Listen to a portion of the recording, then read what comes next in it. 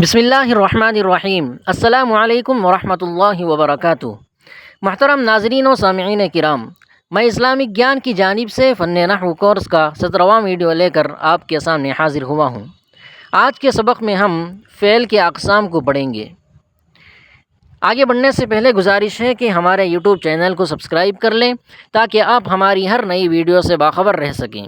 نیز ہمارے what's app group اور چینل سے بھی منسلک ہو جائیں تاکہ تمام اپڈیٹس اور اہم معلومات بر وقت آپ تک پہنچ سکیں۔ لنکس ڈسکرپشن میں موجود ہیں۔ اب چلتے ہیں سبق کی طرف۔ فعل کی اقسام کو مختلف بنیادوں پر تقسیم کیا جاتا ہے، جیسے فعل کے معروف یا مجہول ہونے کی بنیاد پر اور لازم یا متعدی ہونے کی بنیاد پر۔ سب سے پہلے ہم پڑھیں گے فعل لازم اور فعل متعدی۔ فعل لازم وہ فعل ہے جس کا اثر صرف فاعل تک محدود ہوتا ہے اور اس کو مفعول کی ضرورت نہیں ہوتی۔ اس میں کام کرنے والا یعنی فاعل خود ہی مکمل معنی فراہم کر دیتا ہے۔ مثالوں سے سمجھ لیں گے، جیسے مثال ہے جلس زید، زید بیٹھا، نام الطفل، بچہ سویا، خرج الرجل، آدمی باہر نکلا۔ ان مثالوں میں زید بیٹھا، بچہ سویا اور آدمی نکلا، ان میں صرف فاعل کے ساتھ کلام مکمل ہو رہا ہے اور مفعول کی ضرورت نہیں ہے، اس لیے یہ افعال لازمہ کہلائیں گے۔ دوسرا ہے فعل متعدی۔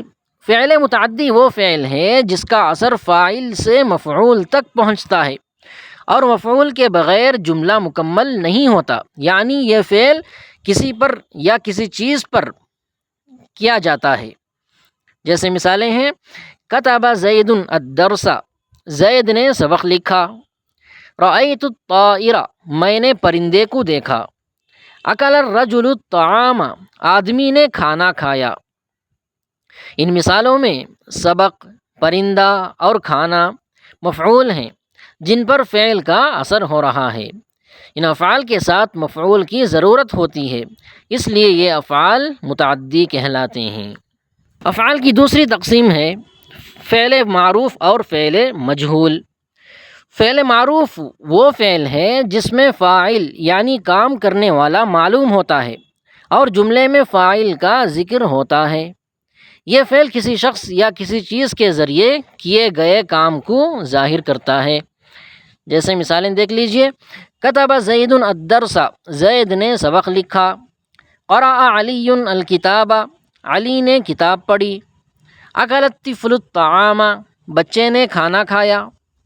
ان مثالوں میں زید، علی اور بچہ یہ فاعل ہیں اور کام یعنی لکھنا، پڑھنا، کھانا ان سے منسوب ہے، اس لیے یہ افعال فعل معروف کہلائیں گے۔ فعل مجہول وہ فعل ہے جس میں فاعل کا ذکر نہیں ہوتا، کام کرنے والا پوشیدہ رہتا ہے اور صرف کام کا ہونا یا مفعول پر اثر ظاہر کیا جاتا ہے۔ جیسے مثالیں ہیں کتب الدرس، سبق لکھا گیا، قرئ الکتاب، کتاب پڑھی گئی، اکل الطعام، کھانا کھایا گیا۔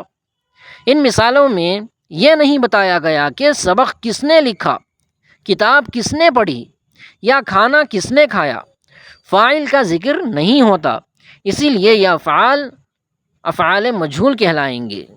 خلاصے کے طور پر دیکھ لیجئے، فعل لازم وہ فعل ہے جو مفعول کے بغیر مکمل ہو جاتا ہے، یعنی اس کا اثر صرف فاعل پر ہوتا ہے۔ فعل متعدی وہ فعل ہے جو مفعول کے بغیر مکمل نہیں ہوتا، یعنی اس کا اثر مفعول پر ہوتا ہے۔ فعل معروف وہ فعل ہے جس میں فاعل کا ذکر ہوتا ہے اور فاعل اس میں معلوم ہوتا ہے، اور فعل مجہول وہ فعل ہے جس میں فاعل کا ذکر نہیں ہوتا یا اس میں فاعل معلوم نہیں ہوتا۔ ان افعال کی اقسام کو سمجھنا عربی زبان کی ساخت اور جملوں کی درستگی کے لیے بہت اہم ہے۔ محترم ناظرین اکرام، آج ہی کے سبق سے متعلق چند سوالات ہیں جن کو حل کرنا ہے۔ پہلا سوال ہے فعل متعدی کسے کہتے ہیں؟ دوسرا سوال ہے کیا فعل لازم سے فعل مجہول آتا ہے؟ اگر نہیں آتا تو کیوں نہیں آتا؟ تیسرے سوال میں چند جملے ہیں ان جملوں میں ہم کو فعل کی اقسام کو معلوم کرنا ہے کہ کون لازم و متعدی ہے اور کون مجہول یا معروف ہے۔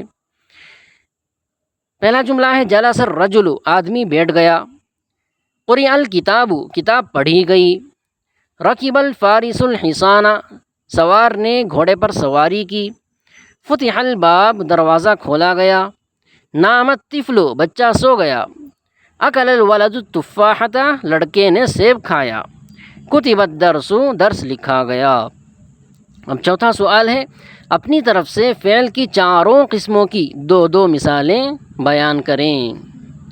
محترم سامعین کرام، اور ایک ضروری اعلان ہے، ہمارا فن نحو سے متعلق ایک پریمیم کورس بھی ہے، یعنی یہ اسباق صرف یوٹیوب پر چل رہے ہیں جو صرف 5 یا 7 منٹ کی ہوتی ہیں۔ اب آن لائن کلاسز بھی ہوں گی جو کہ 30 یا 40 منٹ پر مشتمل ہوں گی، جس میں اسباق کو تفصیل سے پڑھایا جائے گا اور آپ کے سوالات کے جوابات بھی وہیں دیے جائیں گے۔ لہٰذا جو حضرات اسباق کو تفصیل سے پڑھنا چاہتے ہیں وہ اسکرین پر نظر آ رہے نمبر پر کال یا میسیج کر کے معلومات حاصل کر سکتے ہیں۔ انشاءاللہ اگلی ویڈیو میں ملاقات ہوگی۔ والسلام علیکم ورحمۃ اللہ وبرکاتہ۔